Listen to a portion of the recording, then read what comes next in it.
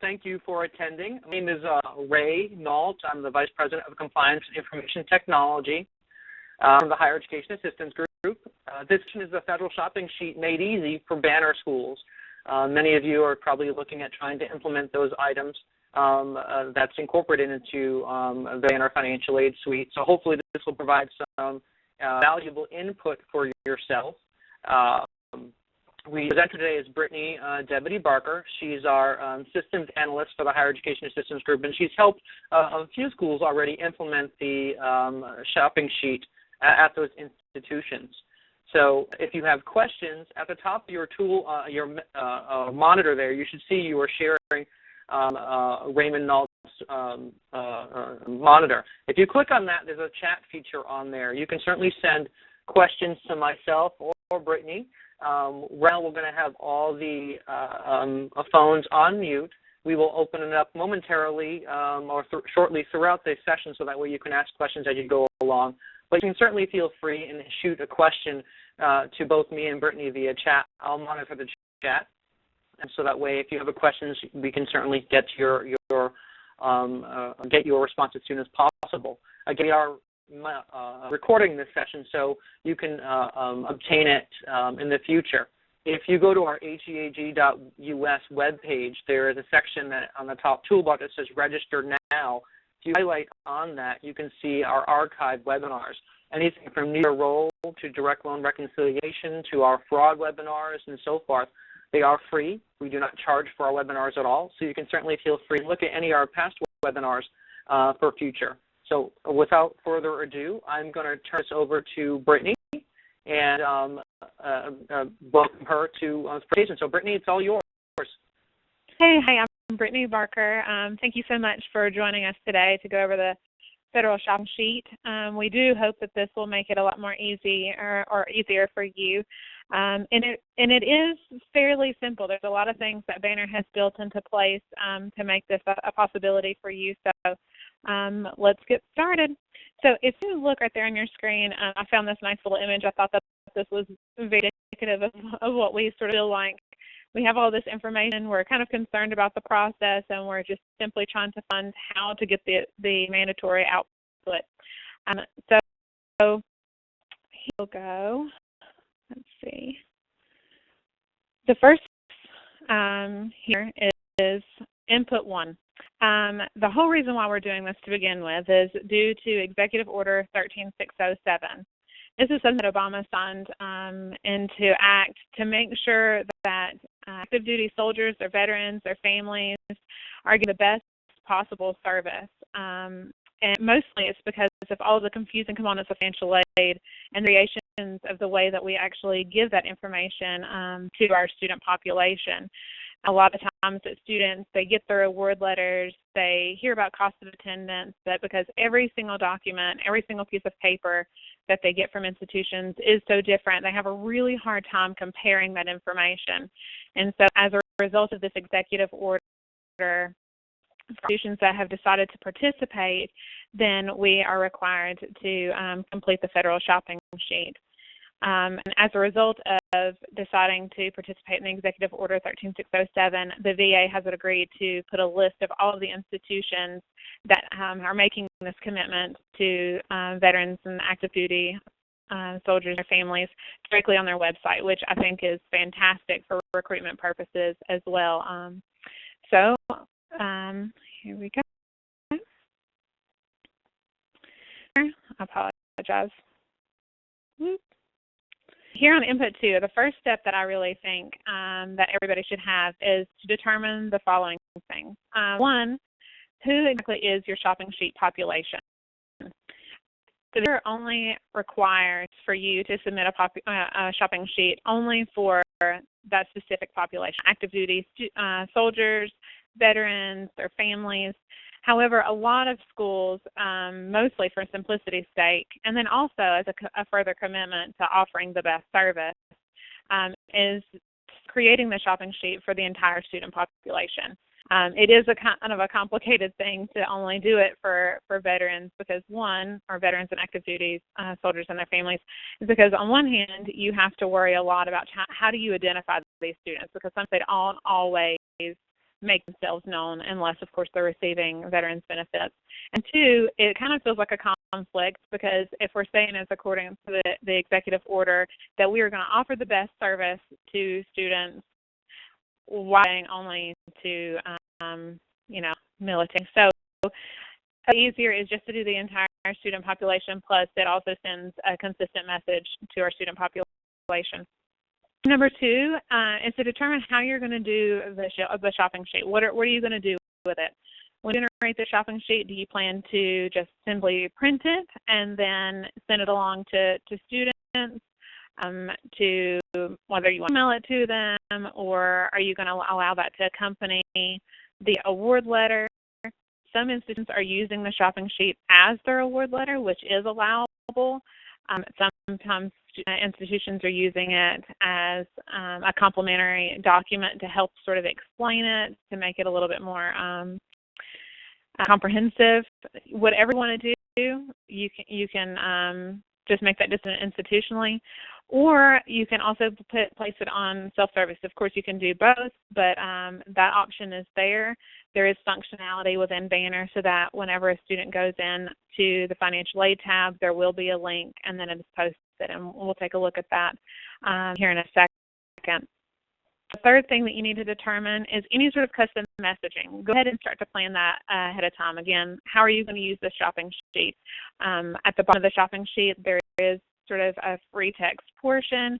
You can just simply say, the shopping sheet is, not an award letter if you choose to do that, or aid on this sheet, change at any time. If there are any other, concerns about how you pay your bill, you can contact this number. Whatever you want to do, you can put information there. You can choose, of course, to leave it blank, but I think that it's always nice to put a little bit of information about what is this, and if you have questions, where to be directed, etc.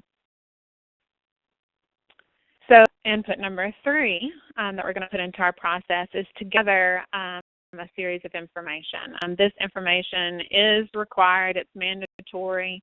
Sometimes it's a little overwhelming for institutions to figure out where do you collect all of this information. Of course, we get some of these things through our inbox from time to time, but just to go, one is the graduation rate over a 6-year period. That is for full-time students. That is not for half-time or anything like that. It's only for full-time students. The second thing is you need to figure out the national percentage of students entering repayment and are defaulting on their loan. So national default rate.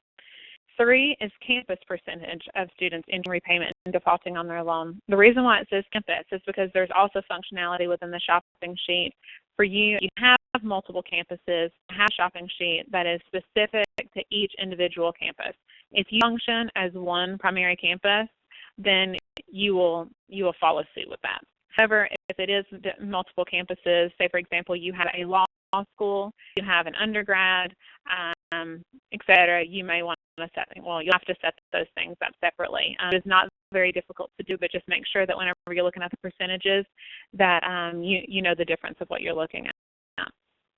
The last thing is the per month federal loan payment over the 10 period. That is fairly easy also to decipher. If you have any questions about some of this data, regardless of where you typically get it, the other piece that I think is incredibly useful is the House has put on their website the scorecard. I think that was in the end of February, early March is whenever that went live at the State of the Union address. I think it was the following day, whenever that was. Sorry, I don't remember the date, but that following morning they made that live. You can search any school and they start having those pieces in there. The scorecard and the shopping sheet are meant to work very closely together. Again, they're complementary for making it easier for students to decipher financial aid.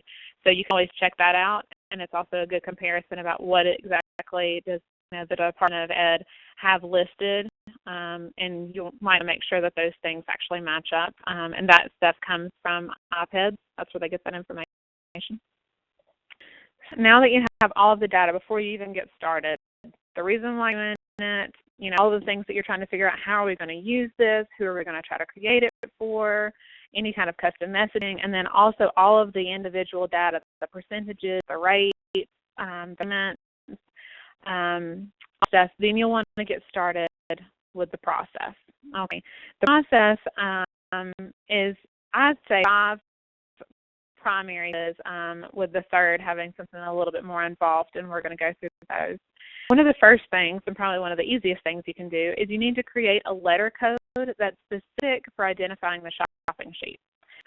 This letter code will actually populate on RuaMail, so that way whenever it is generated, you have a record of it, so you'll want it to be separate and apart from any other letter that you currently have. So don't try to reuse something that you already have created. The thing is on ROA Instance, okay? Here on your web processing rules tab, down in the far right-hand corner, you'll see these 3 checkboxes as well as the field to indicate, of course, the letter code that you have already created. Here you're going to decide as well if you're going to create the shopping sheet, the one that you put on self-service, if you choose to do so, whether or not you want it in a PDF format, whether or not you want it in the HTML format. I think that sometimes it's easier to have both, depending on whatever someone else's computer capabilities are. Obviously, PDF is usually a little bit cleaner to view, but just for the sake of service, it might be nice to offer both of those. And then also, you see a checkbox for the shopping sheet letter code update indicator. That is important because you want it, obviously, to populate on RuaMail, and there's another piece that links to that we'll get to in just a second. So hold that thought. Actual shopping sheet setup portion. That's why I say it's a little bit more involved, even though it is one step. In this particular step, when you're setting up the shopping sheet, this is when you're going to put everything that's pretty much indicative of your institution, and then if you have multiple campuses, specifically by campus. Everything that you put in these pages is going to be exactly what goes into your actual shopping sheet.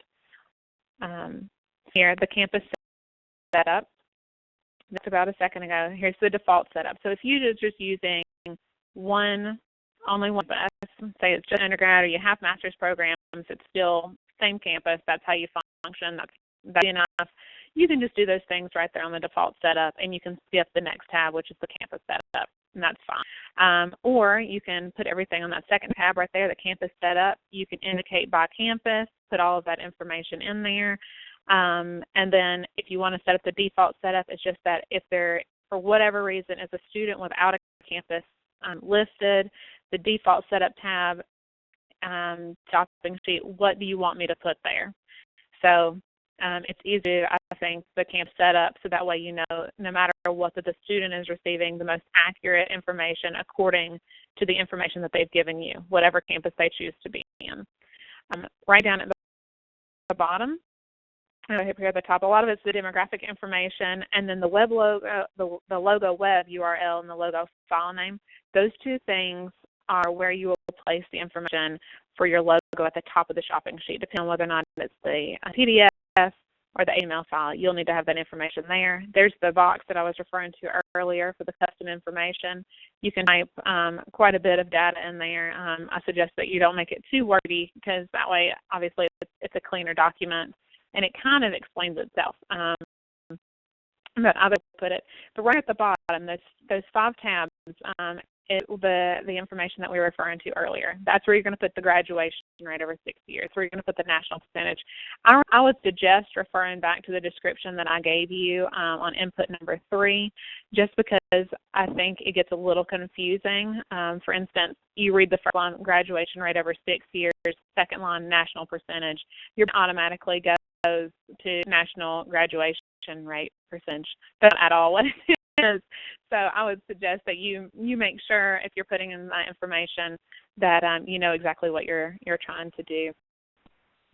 Britt, how about we break for a second and see if anybody has any questions so far. So give me a second. I'm going to unmute the phones there. The phones are unmuted for the moment in time. Does anyone have any questions so far about some of the setup components that we reviewed? No. Phones are unmuted. The form that you have on the screen right now. That's RPR Shop. If you I think that as part of the WebEx as well, we put the a PDF of all of these individual frames that you're looking at right now. So you can certainly print that. Whenever you take sort of the zoom out portion of what I just showed you, it has the RPR shop, and then all of the things that we're going to talk about, all of these tabs right now, that's all within that same form. Okay.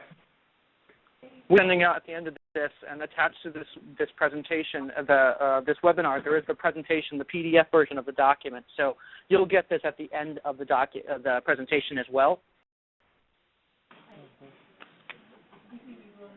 All right. Are there any other questions so far? No. All right, very good. Give me a second. I'm going to remute the phones, and then we'll continue with the presentation.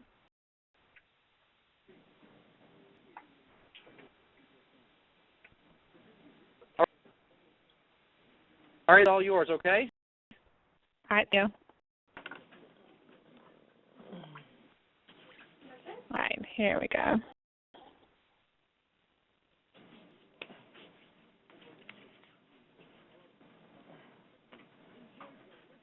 Right, so here we go.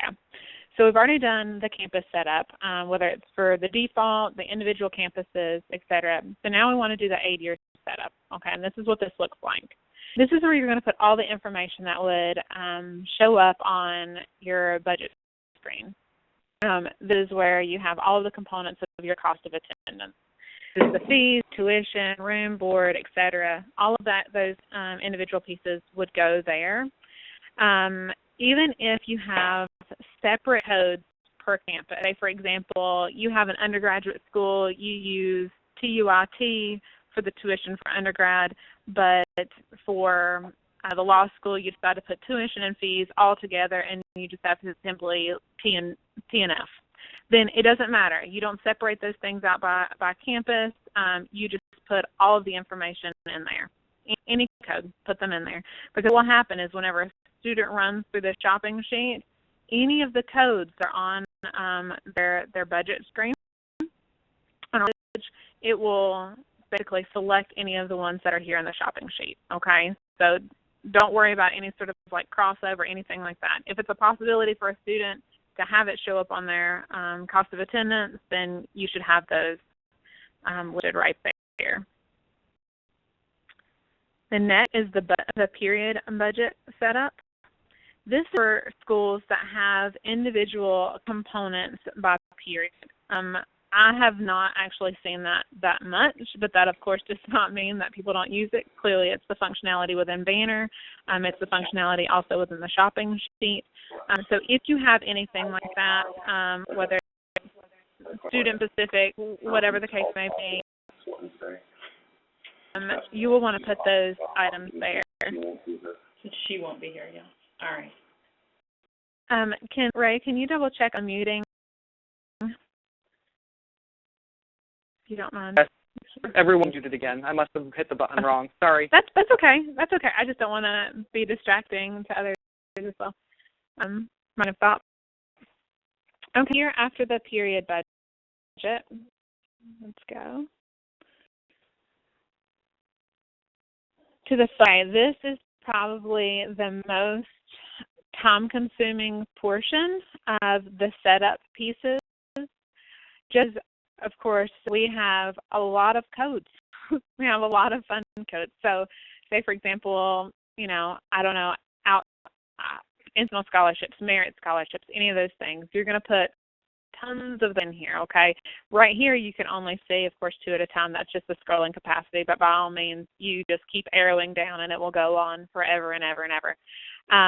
For most, you can put the fund source, the fund type, and then that's it. You can leave the fund code alone.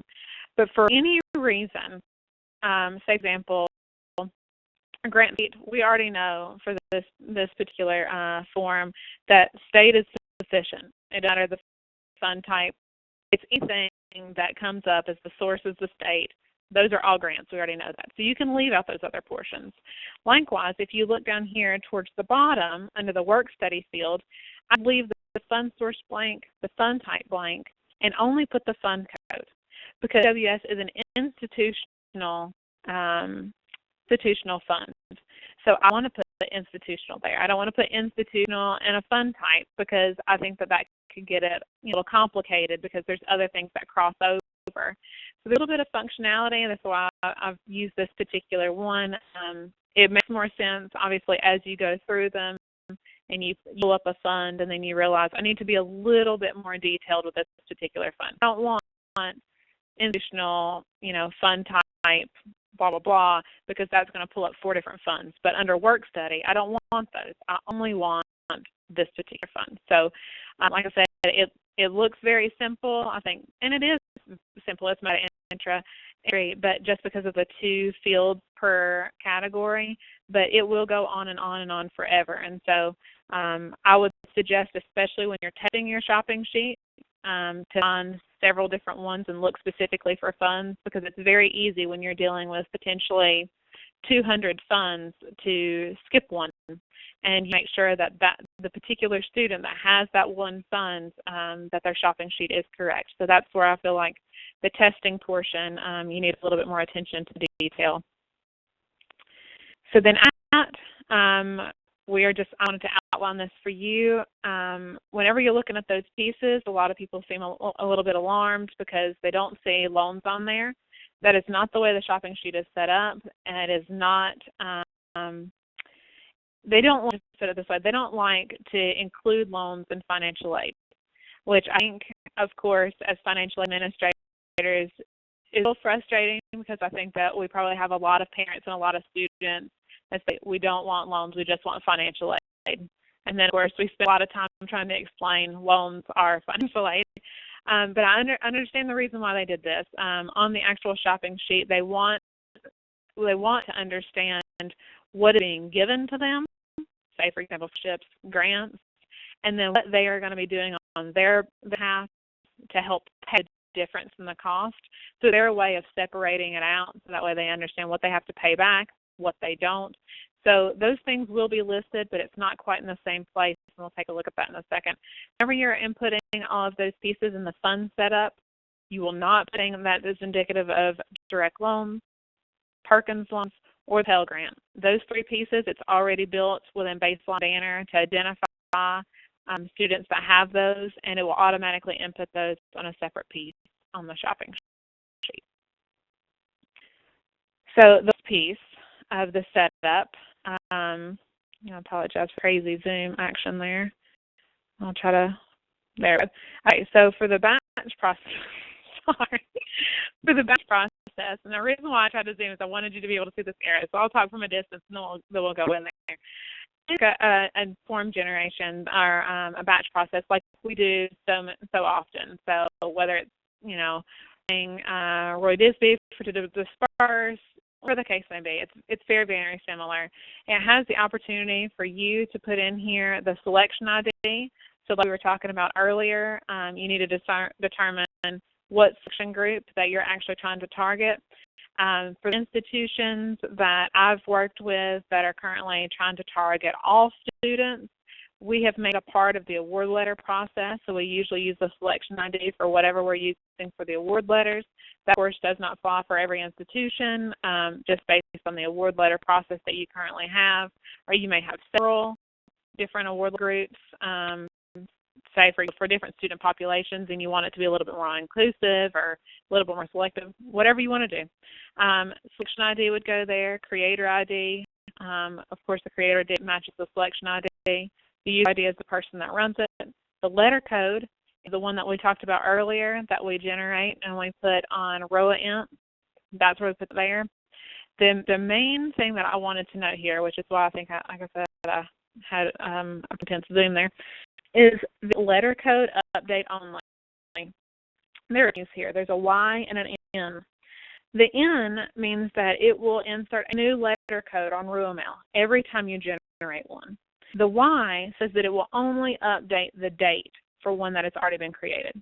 So, for instance, if I'm generating my award letters for the very first time and I have, say, 7,500 award letters, so everybody gets, I decide to run the shopping sheet, every single person has 7,500, of these RuaMail letter codes on each individual record. And then I decide that every single time I run packaging after that, which maybe is once a week, that whenever I generate a new shopping sheet. We generate a shopping sheet, which is what this process actually does. It actually generates that shopping sheet. So I do that, it will update the information. So obviously you don't have to worry about how current the shopping sheet is on the on self-service. When it does that, it will insert, if it's an N, it will insert a new letter code on RUAML, which is at first fantastic for keeping up with the history of, okay, John Smith, we realize that we have already, given him 4 shopping sheets. And we because we put N on this line. And we have 4 individual letter codes there with 4 individual dates. However, the problem is that every single time that you make an adjustment, whether you are packaging, you're changing it, they've canceled a loan, you just realize that, your funds aren't exactly what they projected them to be, and so you're making an adjustment every single time, and then you subsequently run the shopping sheet process, it will update, which means that you could have, in 30 of those on RUAML, which will completely bog down your RUAML. It will stop being a useful form to look at. Recommendation is to use the Y. I think that Banner had strongly encouraged people to use the Y as well. Of course, your volume, your processes, you do it, as often. Maybe it's more beneficial for you to only, to put it in and then have individual records. You just have to decide what's worked for you and your institution. You will have to understand that if you use the Y, you will have the one code, will update the date. But of course, you lose the history when whenever you do that, because you'll only see the most current one. Maybe some institutions, they only care about how current that shopping sheet is. But history, of course, doesn't really matter a whole lot to the student to begin with. They just want to know what is the most current item that they have. Your history will, of course, tie back to RAP awards. So with this process, it will generate a shopping sheet. I did not give you a screen print of the output simply for confidentiality purposes for the students, because it does have a series of information. But when you look at it, it looks like normal output they would have. It's actually a little bit cleaner. It'll tell you the student's name, of course, ID. It will tell you whether or not a new shopping sheet was generated or not. So that way, say, for example, you run this on the whole process, the whole population, and, out of all of those people, only 2 people had new shopping sheets created, it will tell you that. So that way you know. So if you want to test that with students, people know that you made changes too, you want to make sure, did the shopping sheet actually update? If to do that, you can do that there. It will create a file for you, much like if you create a loan file where it would go on your server. In that PDF document, that is page after page, it's consecutive for every single student. That way you can easily take that file, print it in-house, you can send it to a printer, however you want to do it to make it nice and pretty. You do that way. So that's a very, very simple process. Let's take a look at one. So before that, crazy me. Here on AuroraPost, just like with everything else we do, if you've decided that you want to use self-service, and you will want to use AuroraPost. I just gave you an example of something that I typically do. I create for all of the ones that I'm going to turn on and off a web_on or a web_off. I have that built in. Your creator ID is whoever matches the selection ID, whoever creates that. User, of course, is the person that's doing this as FIN8 is your application code. And the main thing is what's been created for the shopping sheet is this SIA. That means the shopping sheet, okay? That is the most important piece. The code to post, yes. Why? Absolutely. We want to do that. We want to post that on self-service. That's where you would do that. And then, of course, here's your output. So let's see what it looks like, okay? So at the top, I just put our logo there. What you put on the campus setup page under RPR Shop is links where you had either the web logo, URL, or the HTML. Those 2 things is what's going to generate up here in the top left-hand corner. Just also as a note on the campus setup, it says something about like the campus name or institution name and then any short name. The short name, just as an FYI, will show up in a parentheses under or right here on your logo, so or under your name. So every single time, say for example, it's Higher Education University, we want to put that there, and then we say, well, it's HEAG for short. Then it will say parentheses HEAG for short. So if you have anything that you think that it looks aesthetically pleasing, or it's too long, or it's too short, it won't make sense to a student to see just 2 letters, whatever the case may be, just be conscientious of that. That will show up, and there's no way to go around it. Those parentheses will be there regardless of whether or not you fill them. So just about that. In the top right-hand corner, you will see the date that one has been generated. So that way, as a student, they always, if they get multiple shopping sheets, they've printed multiple, know which one is the most current, which I think is the most important thing. So especially if you decide to use this in lieu of your award letter, you also feel like they understand, the history there. Up here at the top, you'll see the cost. That's all of those pieces that we talked about. That goes from the cost of attendance, your budget page, all of those things, the tuition and fees, housing and meals. Even though you broke those things up, they do smush those together, your transportation. Other educational costs, say, for example, you have in there a computer or, child care costs or anything like that. Just be aware it will summate those. So if you have other educational costs there, and you do have several for particular students, you may think about that with the custom information at the bottom to say, other education costs, if you have any questions about these, blah, blah, blah. However they can figure that information out to not inundate your office. But it is especially helpful if, say, for example, a student is on campus one semester and they are studying abroad the following semester. If you do a study abroad as one line item on your budget screen, that's a little bit more helpful to be able to see that there. You may want to explain it as well. However you want to do it, there you go. And scholarships, you pay for college. Now you can sort of see the difference of how they move those things or how they have created those separate categories. So they have put those together, grants from your school, the federal Pell Grant, which of course they generated on their own, grants from your state, other scholarships you can use. That all comes from the list of funds you put into the setup piece. What you will pay for college, it simply does the, they subtract the two, so that way the student understands how you take away all of the free money, how much is it that they will essentially owe. It's not at all to the ESC, which I think is probably one of the best things about this because, of course, that makes people's brains explode. So it's kind of helpful to have that there. Down here at the bottom, you'll see work options, and that's where if you've granted a student work study, whether it is federal, state, institutional, whatever the case may be, it does sum those up and populate those there. And then you'll see the loan options. Those are all ones that it already knows how to identify those in the system. Of course, it is always beneficial to test that, make sure. I have never heard of it being a problem, but doesn't mean it's not worth checking. Down there at the bottom, there is your EFC. It is not part of the calculation above.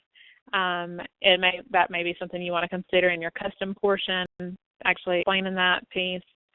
They talks about the plus loan, blah, blah, blah, all of that stuff. Underneath there is your custom box, okay?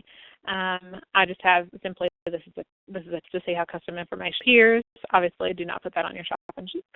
But whatever you want to put there, by all means, customize it, whatever you think will be useful for explaining this document. Because it is broken up, I feel like really beautifully as far as separation is concerned. I feel like you have a little bit more leeway with adding text, whereas an award letter sometimes is a little bit too text heavy. They get a little confused. So I think this is a nice addition. Up here in the top right sidebar over here, this is all the information that we put in, that all the percentages, the rates, etc. Here, let's see if I can. No, I'm in anymore. I think it's blurrier based on the quality of the option that or the shopping sheet that I have. But the graduation rate right there in that bubble, if you can see that black bubble, that is my particular institution's percentage. And then it says underneath whether it's low, medium, high, and that is judging based on the national. Here, loan default rate, same thing. It is comparing it to the national. And then bottom, the median borrowing, and it tells you students at this institution usually have a loan payment or a total amount of loans of such and such. This is how much payment typically is, et cetera. So this is all about consumer information. So it's important, but it's of course a little scary. But I think that it's good to see that information. And that it already has the repaying your loans piece. It's already put in there. It's non-negotiable. That's what they want there, and it directs them where to go. Right to studentloans.gov. And then at the bottom piece here, it's for more information and next steps. It's the address, the telephone number, the email for your office. Again, where it will show up if you have anything in the parentheses, it will show up there. So try to limit how large that is. That is what that looks like. I think it's a nice looking document. I do suggest some schools have had trouble getting the logo to look properly because it's too big or it's too vertical rather than horizontal, etc. You can choose to leave it blank, but I think that it doesn't look very formal. It looks like an official document, especially if your institution is providing a shopping sheet and then another institution whom they're trying to make a decision about is also providing them with a shopping sheet, and then they have the logo. I know it's logo, but it does look a little bit more official, therefore professional. So it's definitely worth the time and effort, whether it's working with your marketing department or working with IT to make it look a little bit better. I think some institutions haven't had a problem. Some had a challenge getting the right one to fit there. I want to show you, I know we talked about we can actually put it on self-service. We talked about putting it on Roarpost as front of that as part of your typical posting process. Right here, if you click on the financial aid tab at the top, down below, you'll see all of your typical things, okay? Financial aid status, eligibility, award, etc. Down at the bottom, federal shopping sheet. That's a link. So when they click on that, they will have access to whether it's the PDF, if you choose just one, if you choose just the PDF, or you choose just the HTML file, that is the only thing that will appear. If you have both options clicked, it will take them to a subsequent screen where they can select one or the other. Right? Kind of like whenever you get an email and it says, would you like to view this email in such and such format? It's kind of the same thing essentially. So they click on that, they will see the previous PDF that we looked at. But that's the whole thing. Like I said, a lot of it is about gathering your information, trying to figure out how you're going to utilize it, who your target in using it, and making sure that you have all of your data ahead of time. You follow the process. It does work. It's fantastic. It'll be easy to update. Next year, I would just suggest that whenever you run it, before you make it live on the web, on your self-service, if you choose to do that, that you at least test thoroughly as far as the students are concerned. Make sure you haven't missed any funds. Make sure the formatting looks appropriate, etc. But if you have any questions about this, we do have a question asked by one of the registrants here. The question is, how can we customize the worksheet that would work for graduate professional students? For example, remove the Pell Grant and sub-loan information and add Grad Plus loan options. Essentially, how do we make it specific to the grad students? You have to just leave the Pell Grant as 0, unfortunately. It may be something that you put in the custom information down at the bottom to say, as a graduate student, you are ineligible for such and such, such and such, such and such. So for the Grant Plus loan, you're ineligible for the Pell Grant. That is unfortunate. I think that it's definitely something that's worth putting to a Lucian, or not even to a Lucian, really Department of Ed. That's who it's come from. They say that you have to use this format. Don't touch it. You're not allowed to do anything with it, which is one of the main reasons why whenever they've submitted it to people or in any ability, it's always been in PDF format. They don't want people moving stuff around and customizing it because that's the whole point. The whole point is to make sure that every institution has the exact same document. So unfortunately, the only customization you get is the information that you can populate, and then also your text box at the bottom. Question?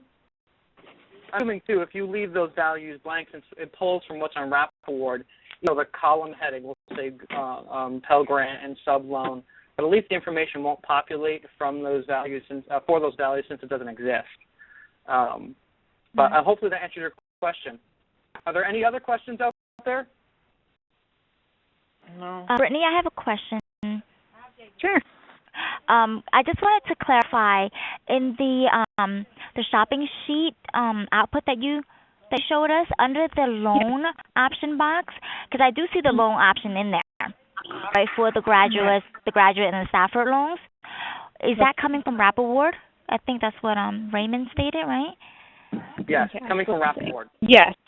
Yes, those are things that, like I said, it's already built into Banner, so that way if you have any of those values there, it already knows which ones to select. So you don't have to worry about that on the fund setup piece. It will automatically populate those. So, like I said, it will have a series of that information, there. Let me try to look. It says, no, I think that is unfortunate, under the other options, it automatically defaults to Parent Plus. It doesn't say anything for grads, but yes, that information does populate directly from Rap Award. Okay. And what if, right, because at our institution we offer our students just loans, just the federal loans. So if the student's not awarded on Rap Award, they won't be able to see anything until the student is awarded.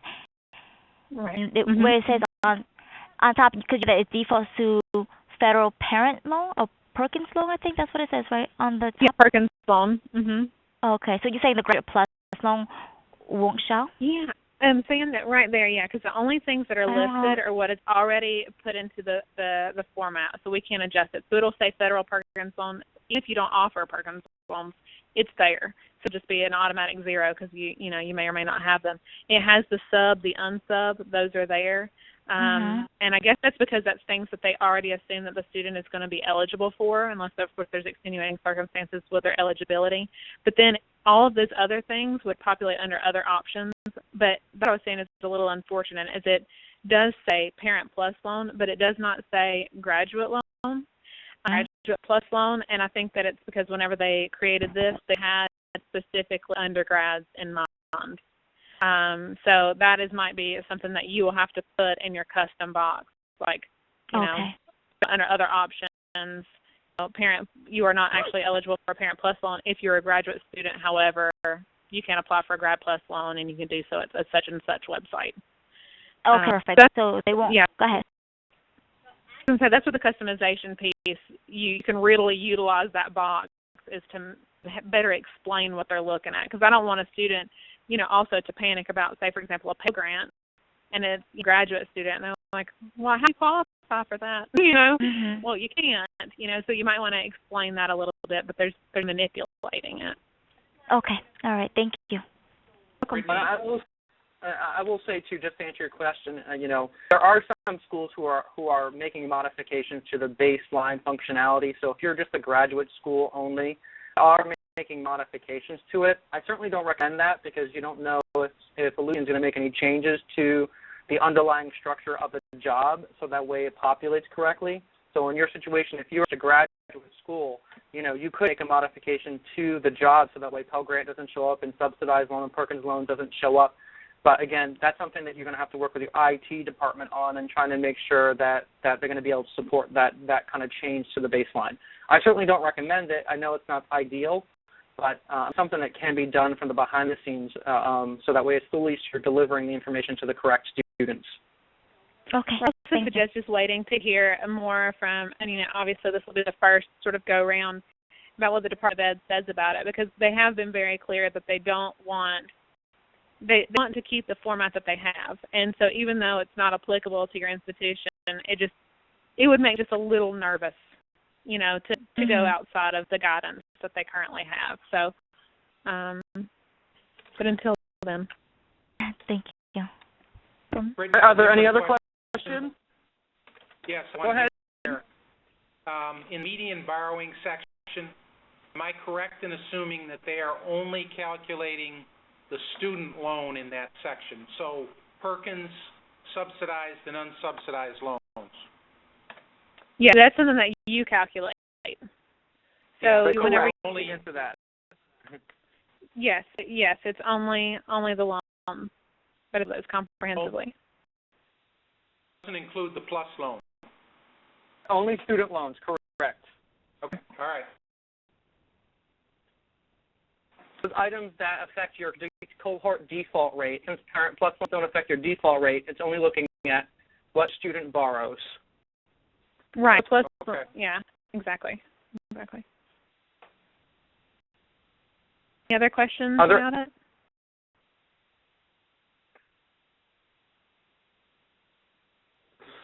Well, if there are no more questions, again, I want to thank everyone for participating in this webinar. Brittany, thank you for presenting on this. I think this is a great opportunity for you to see something that we all potentially have to do next year. This webinar will be recorded and put on our HEAG website. Again, if you go to the heag.us website, on the top toolbar you see Register Now. If you hover over that, you'll see the webinar archive. You can certainly click on that and see all the recordings that we've done. Our next presentation will be May 3rd at 2 o'clock. It will be for higher education executives, your president, your vice president, your CFO, to understand what you do. We all know that many of our executives or institutional leaders, just think of financial aid as being in a silo. And when we say there's an issue that we need to make sure we know about withdrawals are being reported in a timely fashion, that it's just not the financial aid officer's responsibility. It's a holistic institutional responsibility. So on May 3rd, we'll be holding this webinar for higher education executives. And again, we welcome anybody who's interested in registering. Again, it's free. It's May 3rd. It's Friday at 2 o'clock. And then if there's anything that anyone else has a topic they'd like us to present on, whether that be regulatory process-wise, we can certainly do that for the future. But again, thanks everyone for your time, and have a great weekend. Thank you. Thank you. So.